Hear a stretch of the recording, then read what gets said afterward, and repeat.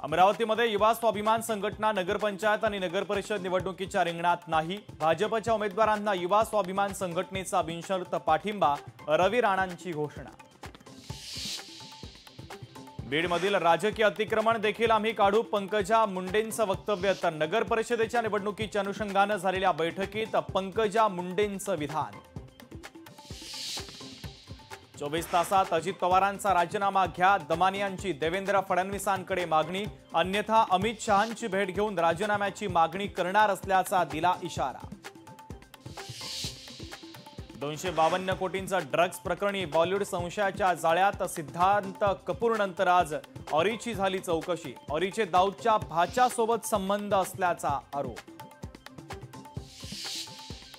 राज्यातील 600 मराठी शाळा बंद होण्याच्या वृत्ताचं शालेय शिक्षण मंत्री दादा भुसे यांनी केलं खंडन। राज्यातील एकही मराठी शाळा बंद होणार नाही अशी दिली स्पष्टोक्ती। लाडकी बहीण योजना बंद होणार नाही, प्रचार सभेत मुख्यमंत्री फडणवीस आणि उपमुख्यमंत्री एकनाथ शिंदे यांनी दिली ग्वाही। दक्षिण आफ्रिकेविरुद्धच्या लाजिरवाण्या पराभवानंतर टीम इंडियाचा मुख्य प्रशिक्षक गौतम गंभीरने स्वीकारली पराभवाची जबाबदारी। तर माझ्या भवितव्याचा निर्णय बीसीसीआय घेईल असं म्हणत केलं सूचक वक्तव्य।